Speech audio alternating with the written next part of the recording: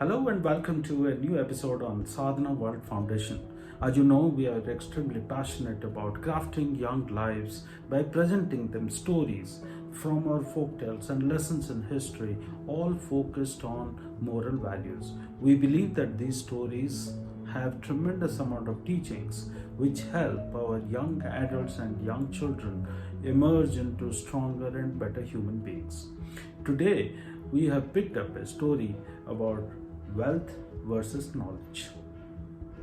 About 30 years ago, when I started my work life, my boss those days used to tell us, all of us as young engineers who joined that organization, he used to tell us that follow the footsteps and teachings of Goddess Saraswati, Lakshmi will automatically be there.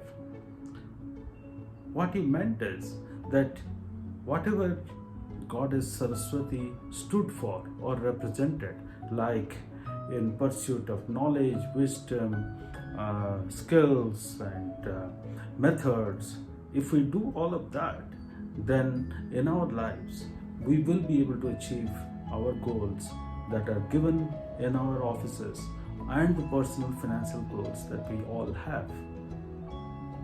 When I look back, it's 30 years, but I haven't forgotten the teachings. I'm ever thankful to those inspiring words. As we celebrate Saraswati Puja this year, this thought again came to my mind. I was talking to my 22-year-old son, and we talked about Athena, we talked about Saraswati, we talked about Minerva, the Greek mythology, the Roman and Hinduism, and all of that. Athena is believed to have come from the chief god Zeus, from his forehead. She was expected to be the protector of the Acropolises, of the kingdom, of the safety and victory of their citizens. She is believed to be fighting alongside the Greek heroes. The epic poet and the author Homer, in his epic Iliad, has written extensively about it. If you look at the description in Iliad, Athena is supposed to be a character who doesn't have the lust for blood. She represents the strategic part, the intellectual part, the moral standards of a warfare. She also talks about the skills and the warfare in particular. She talks about justice and moral standards. That was Athena. What we learn from this? When we think of Lord Saraswati, Goddess Saraswati, described in the Hinduism, she is supposed to have been created by Lord Brahma.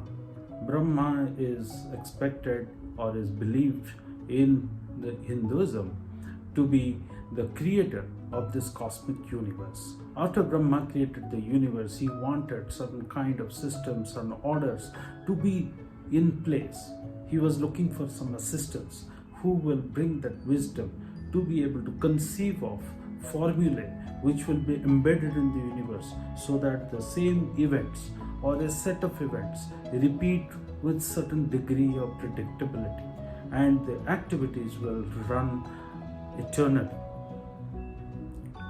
So Brahma is supposed to have created Goddess Saraswati from his mouth or from his forehead, like different people have different beliefs around it. But Saraswati comes and plays a very pivotal role in creating this universe.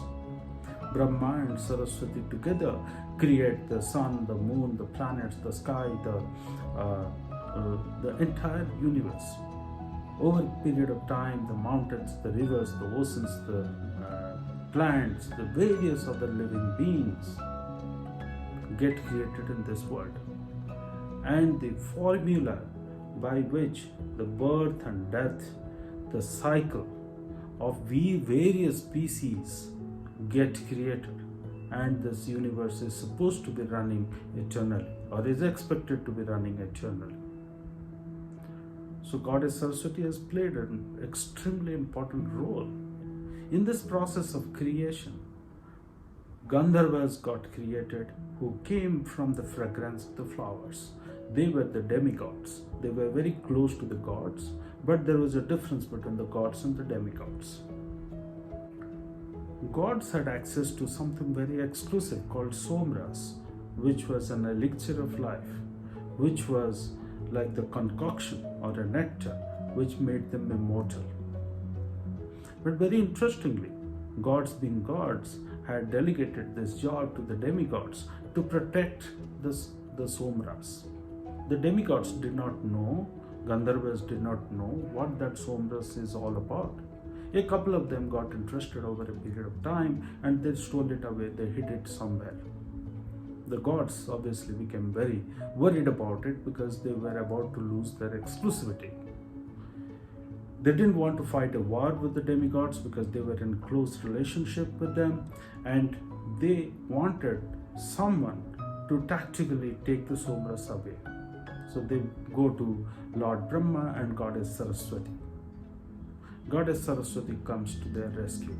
She goes to the garden and starts playing her veena, the musical instrument which is supposed to generate great amount of melody. The melody was so wonderful, so amazing and captivating that the demigods were almost felt intoxicated with the ragas and the raginis that beautiful goddess Saraswati was producing in that garden. The demigods came to Saraswati and begged to keep on playing such melodious songs for them. Saraswati took that opportunity to strike a deal. It's business, it's trade.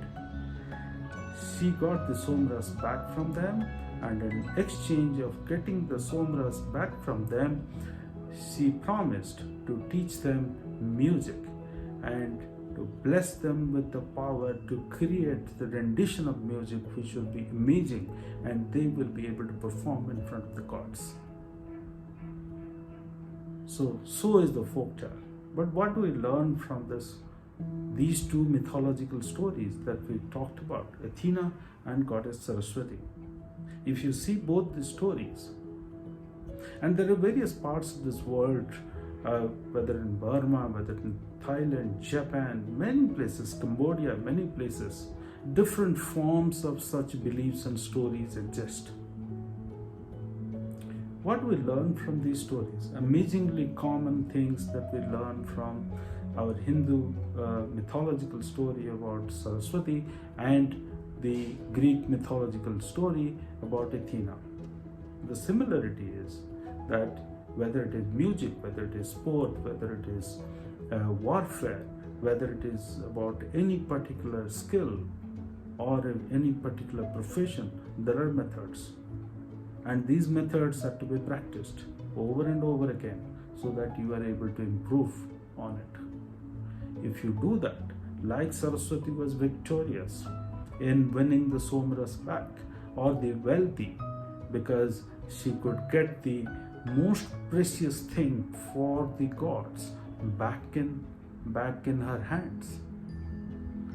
Whether wealth or recognition or victory will be yours if you do the sadhana of the methods which are required to be used for excellence. So the path is to pursue excellence, the path is to pursue wisdom. Ladies and gentlemen, thank you very much for watching this episode. I hope our young children and adults will feel inspired from these mythological stories and pursue the path of excellence and wisdom. Thank you very much.